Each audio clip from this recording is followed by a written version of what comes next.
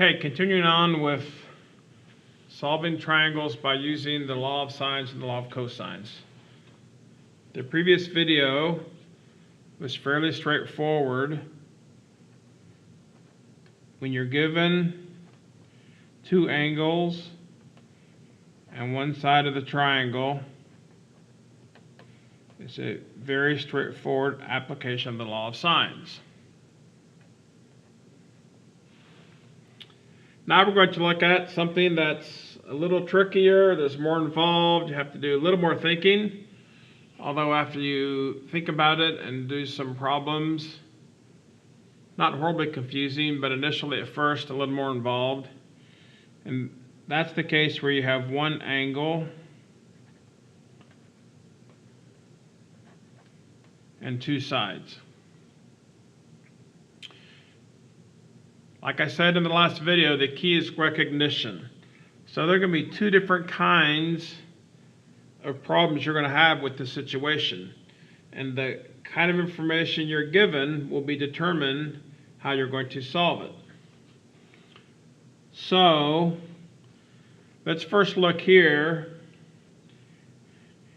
And I'm going to say if your initial information involves a matching pair. Once again, a matching pair would mean that you have an angle and a side with the same letter. For instance, in just a minute, we're going to solve this problem. We're going to be given angle A. You're going to be given the length of side A and the length of side B. So you notice one angle and two sides, but the key is we have what I'm going to call a matching pair because I have angle A and side A.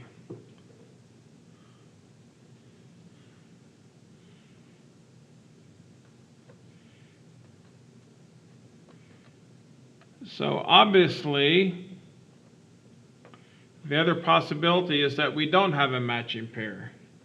And in a minute, here's a problem I'm going to solve. Angle A is 52 degrees. Side B is a length of 22. And side C is a length of 35.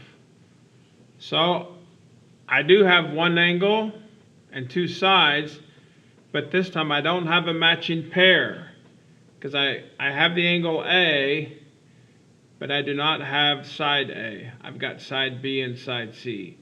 So I'm calling this, I do not have a matching pair. Because what's going to happen, if you have a matching pair, then we're going to go and use the law of sines. If I don't have a matching pair, actually the law of sines will not work.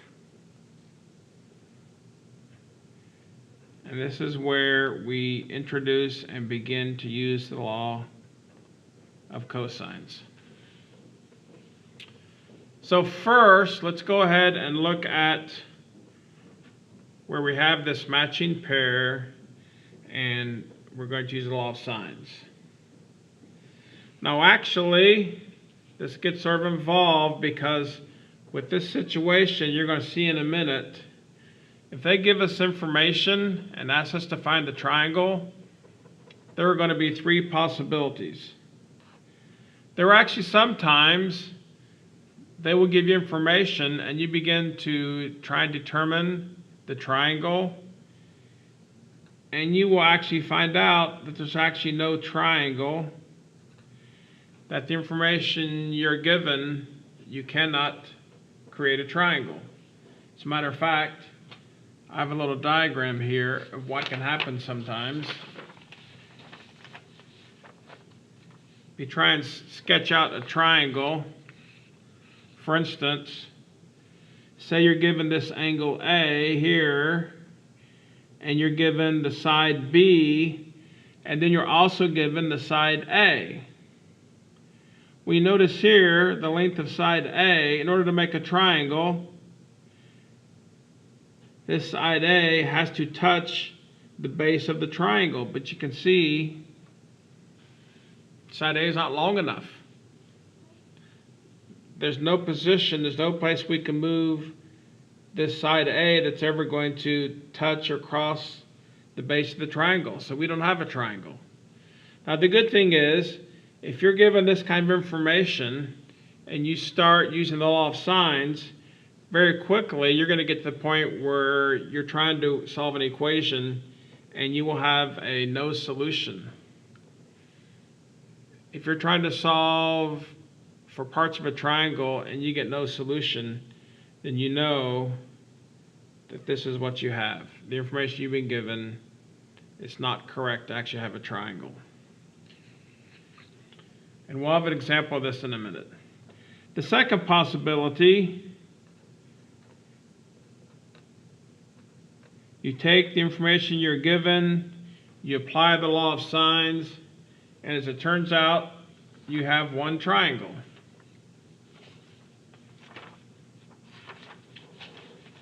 So that might have a situation like this, another diagram. Once again, it's similar to what we looked at a minute ago. We've got side B, angle A, except now look, we're given side A, and here's the length of side A. So we draw it like this, and we have a triangle.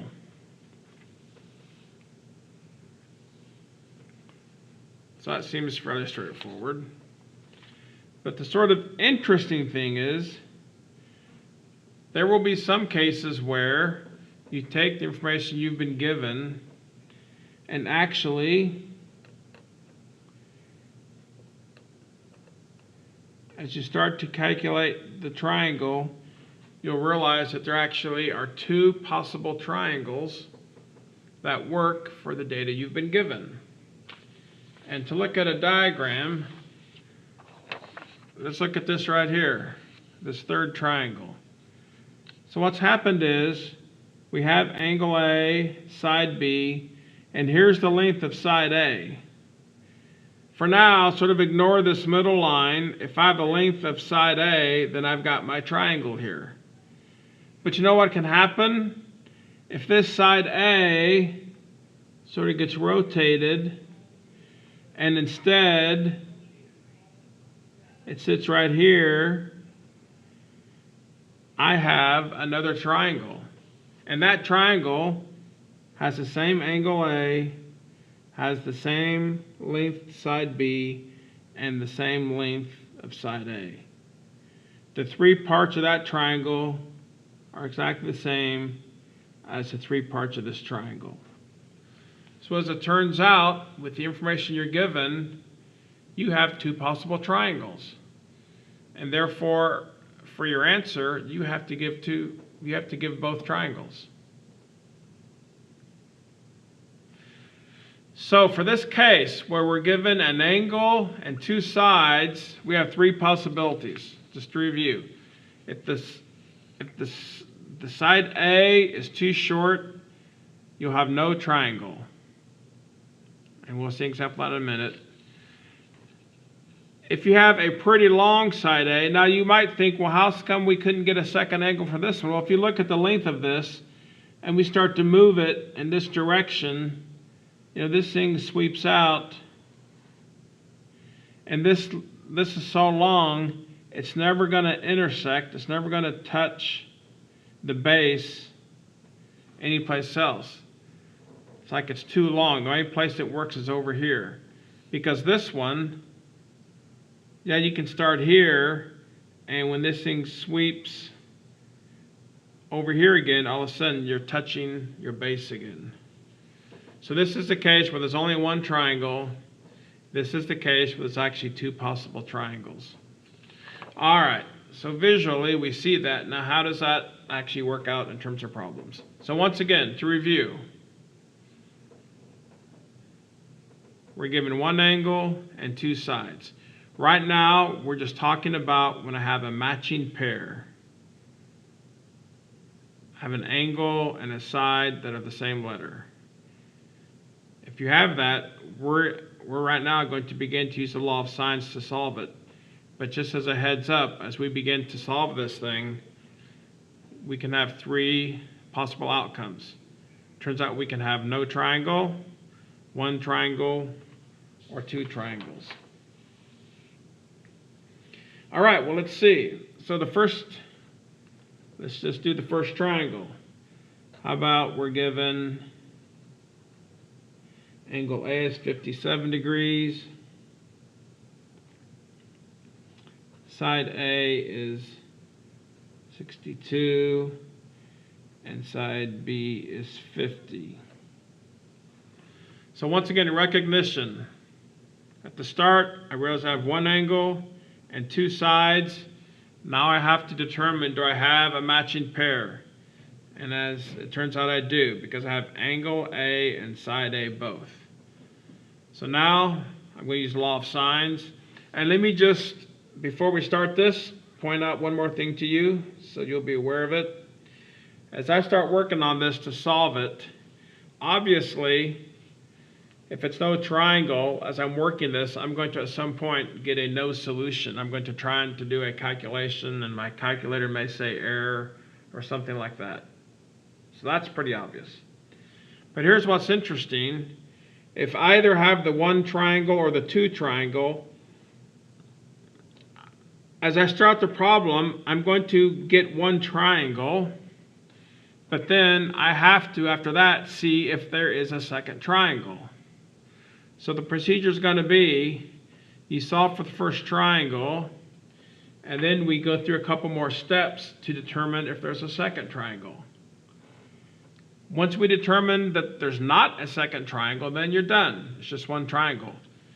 But if we check, and lo and behold, there is a second triangle, then you have to go ahead and figure out everything for the second triangle. So as we do these examples, hopefully that'll become clear. So here's our first example. Angle A, side B. One angle, two sides, matching pair, law of sines. So obviously, with the law of sines, I have to do it with A and B. So I'm going to have sine A over A equals sine B over B. I plug in what I know. Sine of angle A, 57 degrees over the length of A, which is 62. Sine of angle B, I don't know. Matter of fact, I'm trying to figure out what angle B is. So sine of B over side B, which is 50.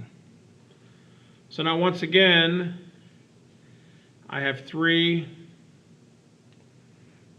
numbers here and just one variable, sine of B.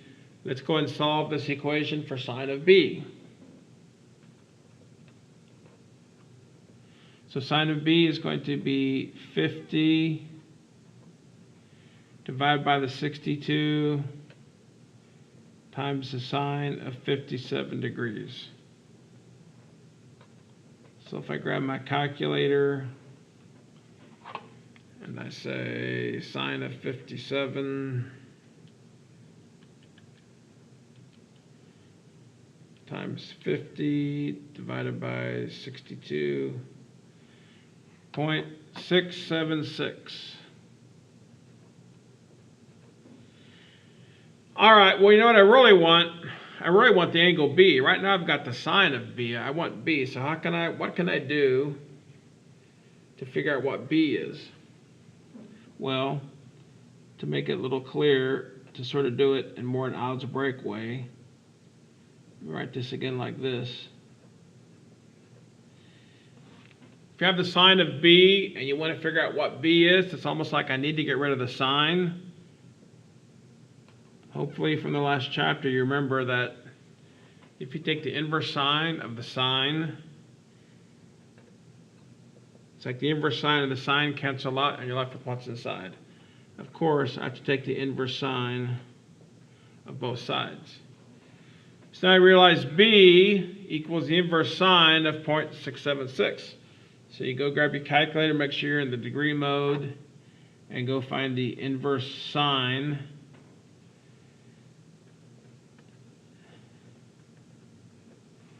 And now I've determined that angle B is 42.5.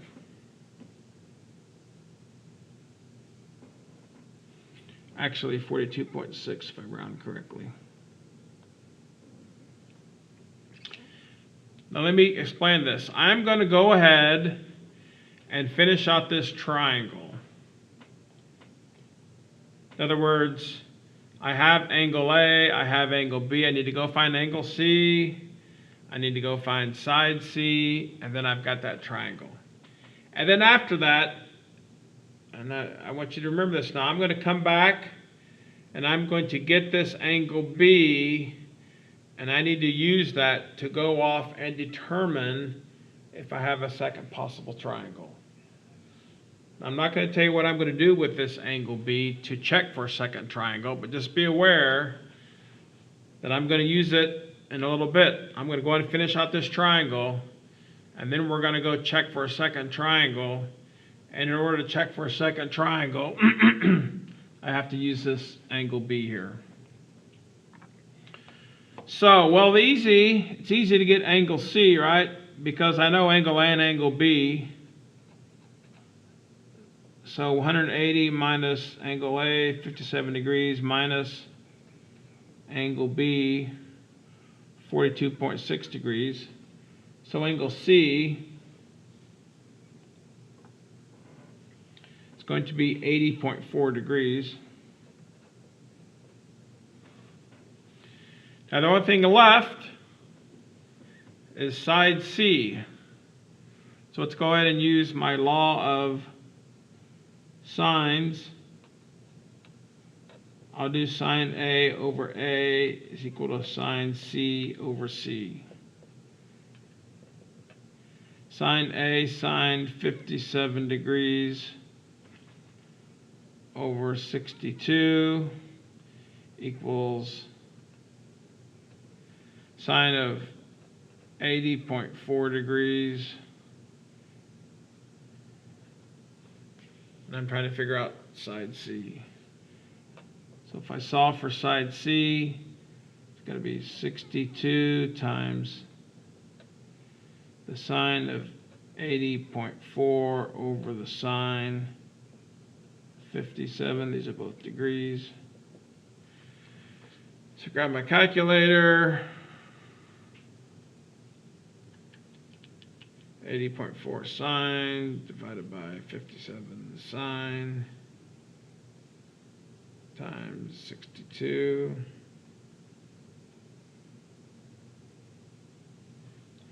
Looks like 72.9. So I'm going to say the first triangle. I don't know if I have a second triangle or not. I have to go check. But I know for sure I have a first triangle.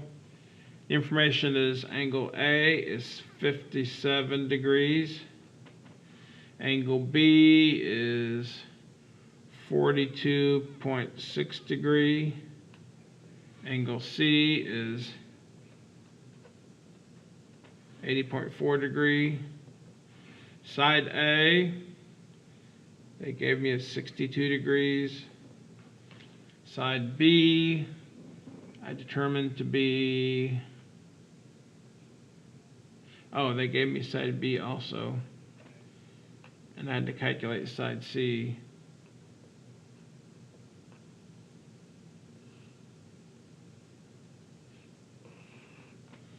So there you go, there's the first triangle.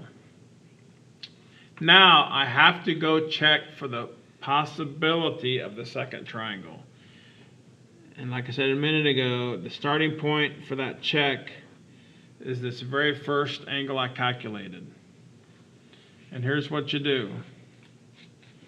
As it turns out, the second possible angle, and I'm not going to explain it now, but so I'm going to rewrite this angle I found initially was 42.6 degrees.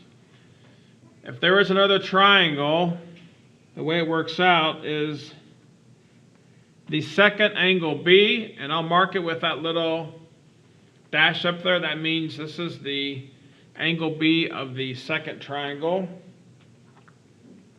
Turns out, if that second triangle exists, angle B is the supplement of the original angle. That's a fancy way of saying basically you just take your original angle B and you subtract it from 180, and this is the new angle B that I have to see if this thing works out.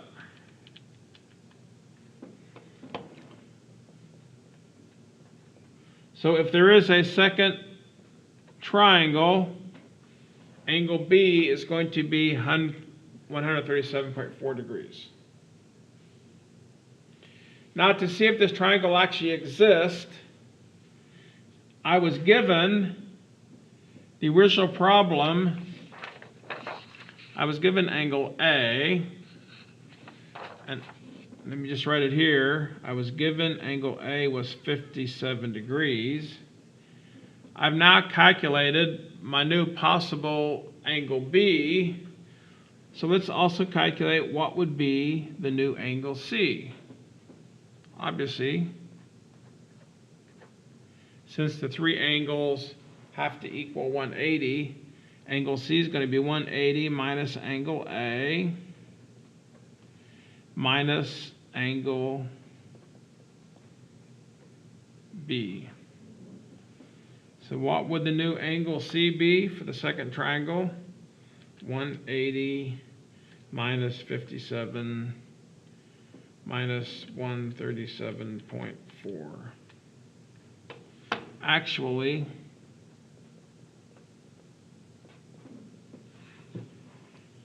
I'm saying the second triangle will have a negative 14.4 degree angle.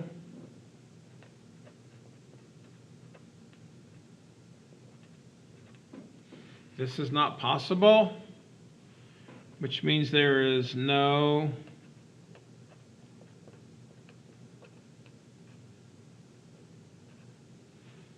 second triangle.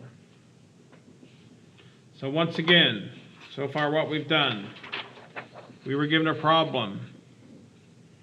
One angle, two sides, matching pair. I used the law of sines to come up with this triangle.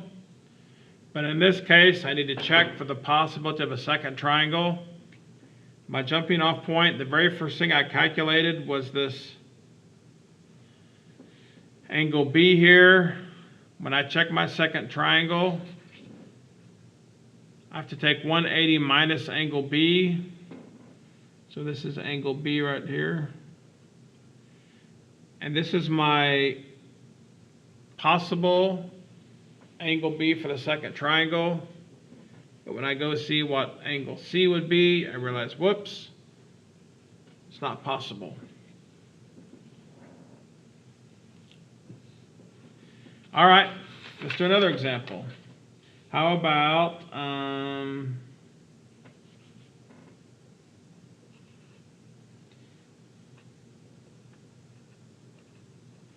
angle C is 39 degrees, side C is 6, side A is 15. Okay, so first step is just recognition. What do I have here? One angle on two sides. Do I have a matching pair? Do I have an angle on the side with the same letter? Yes, I do. So I'm going to use the law of sines to start solving this. Obviously,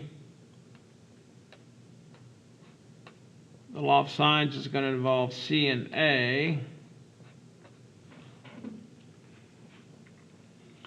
So if I fill in the numbers, sine of 39 degrees over 6, sine of angle A over 15. So I solve for sine of A, which is going to be 15 over 6 times sine of 39 degrees. So that doesn't look too hard. 39 degrees sine times 15 divided by 6 equals 1.57. So I'm really trying to figure out is angle A. So I'm going to take the inverse sine of both sides of this. So I'm going to my calculator inverse sine of 1.57. You know what it says? It sort of makes sense. If you remember about the sine is never, the sine of an angle is never larger than 1. It's 1.57, so here's a case. Actually, there's no triangle.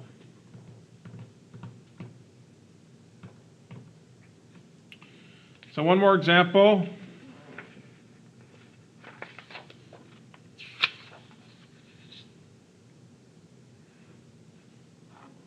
Last example for this video.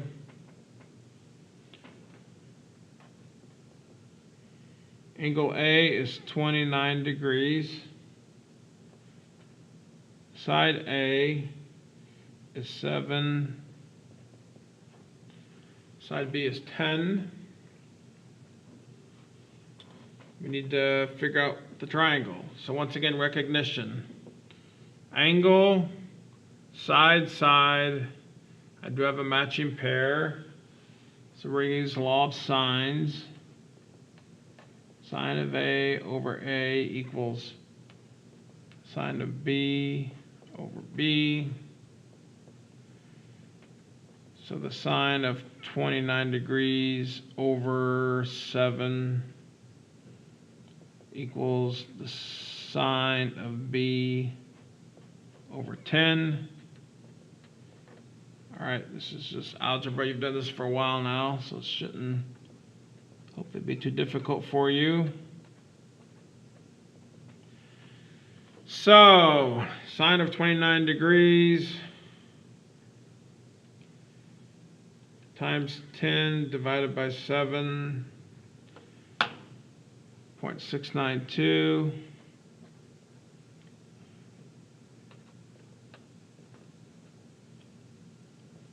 Of course, to find the actual angle, I need to take the inverse sine of both sides.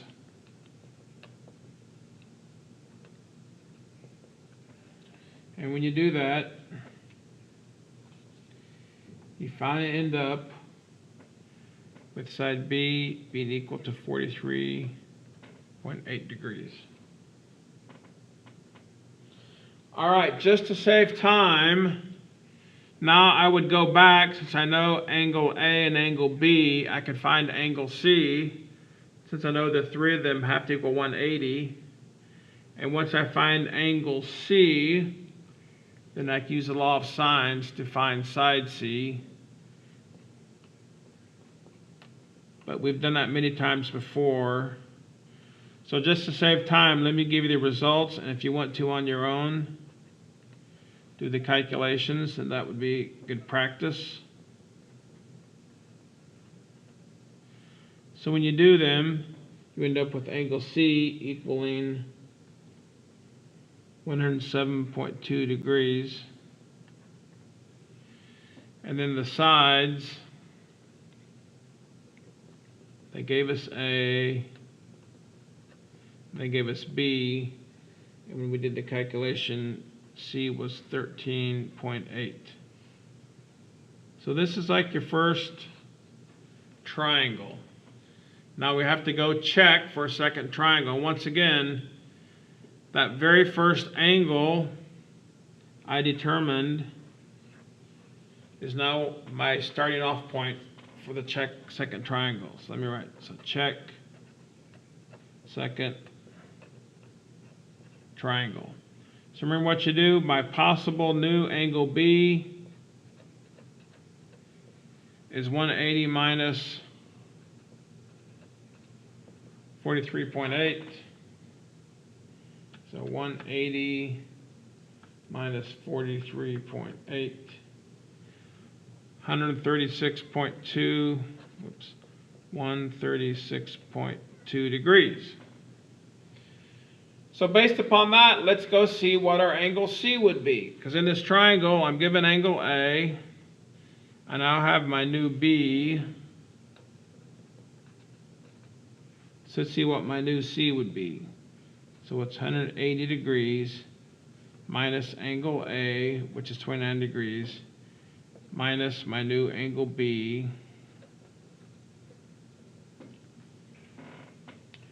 And what do I have?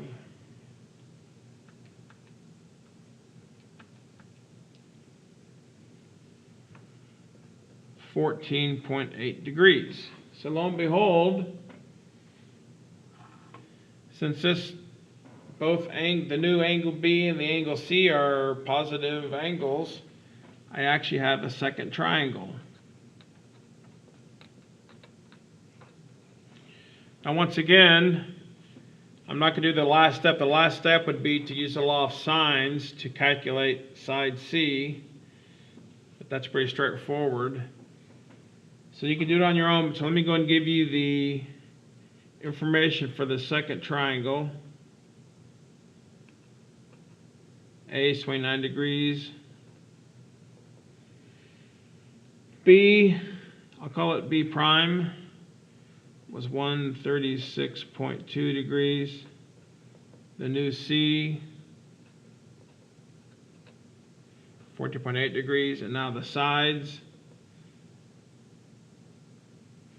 They gave me side A and they gave me side B. And if you do the calculations, the new side C is 3.7. All right, so that's a lot. So let's just take a quick review of what we've done. Basically, this whole talk has been for the situation where you're given one angle and two sides. Now if there's a matching pair, then we go do the law of sines and we realize that there's three possible outcomes: no triangle, one triangle, two triangles. So anytime you're starting to calculate, you always have to check for the second triangle. So the first example we did, just as a review, here was our first triangle. Then that first angle I determined, I used that as my starting off point to go see if there's a second triangle. And when I tried to go calculate an angle in the triangle, it was negative, so I said no triangle. This last example